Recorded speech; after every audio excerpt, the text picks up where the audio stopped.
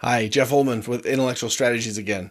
So I'm still in the mode of videos that are related to the very beginning of my process, putting a kind of a team of advisors in place and analyzing my invention. I want to make sure that I'm putting my time into something worthwhile. I've done a lot of side projects here and there, and they've all been worthwhile in some way or another. But I want to I'm getting into my mid 40s. I want to use my time as best as I possibly can. I don't want to waste time on some project that's just interesting but not actually but doesn't have real potential.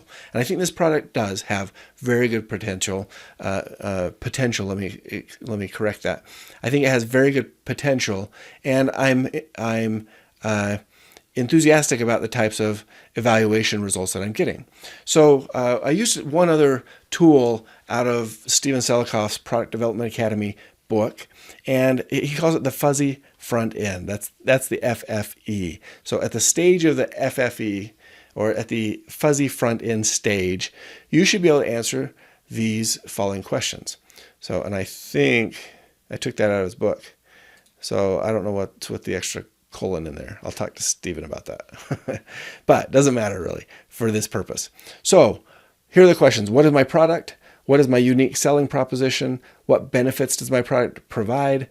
Do customers want my product? And I'll talk about each of my answers below here. How much will customers pay for my product? Let's see. Who is my customer? How will I sell or distribute my product? What are the projected costs and revenues of my product?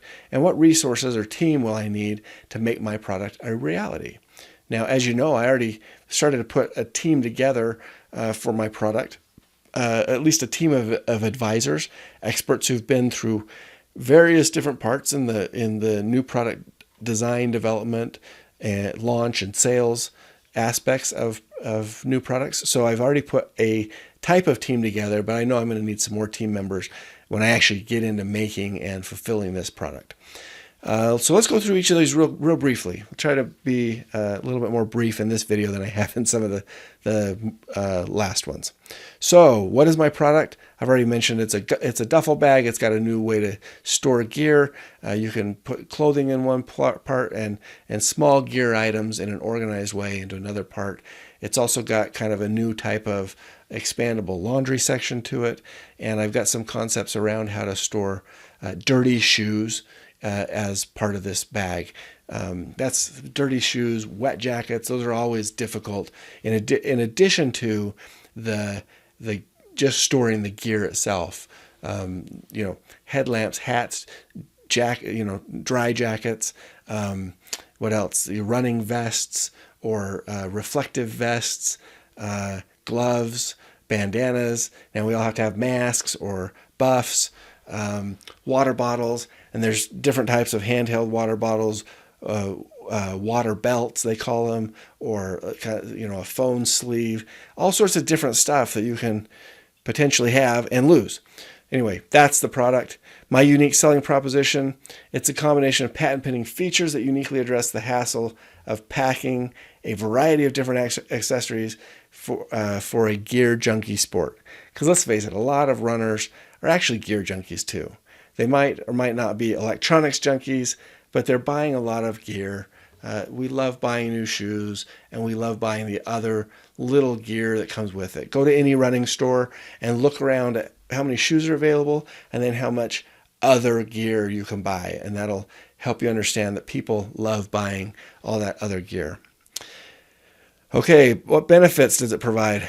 My product helps keep gear junkie athletes organized, feeling responsible for and proud of the wealth of clothing and accessories that make them feel accomplished in their sport. It's just how I look at it.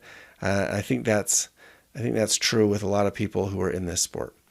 Do customers want my product? So when I did this, it was late September, early October. I've now done some surveys, and I know that there's a large, it's not everybody, but there's a large measurable segment of the population that does want this type of product. How much will customers pay for my product? I'm guessing $175 to $275. And that is actually going against some of the information I now have from my surveys where people said, oh, I'd pay about $150.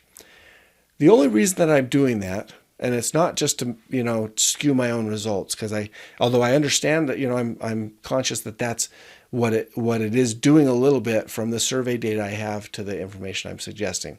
I think that based on what other comparable sizes and types of duffel bags that are out there, and some of that's because they're nice brands or whatever, but comparable where this bag should actually end up being placed and priced, I think is in the $175 to $275 range.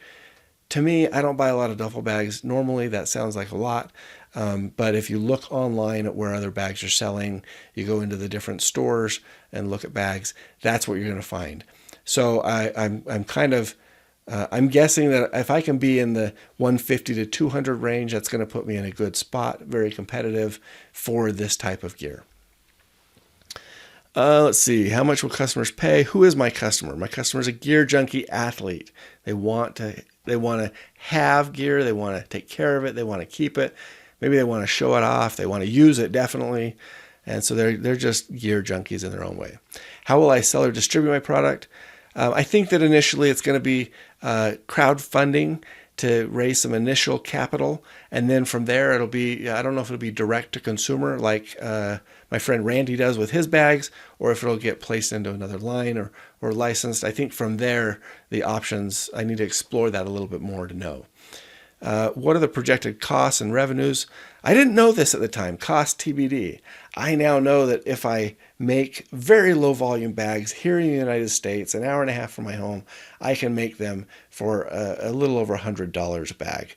That's too high for what I want to do, but I have a very, very good reference point. And when I take that and shop it around, I'll find how to get that price down. I'm guessing I can get it down to $40, but I don't know the answer to that really, other than I know kind of my top end. Today, I could make these bags for $120. And then what resources and team do I need? Well, I don't know all of that yet. I know that I've put people in place and I'm in touch with people who can help me figure that out as I go. And I'm not super concerned yet about doing that. I know people have done that. Like, this is not, I'm not Elon Musk trying to get to Mars. I don't have to figure out new ways to do things that have never ever been done before.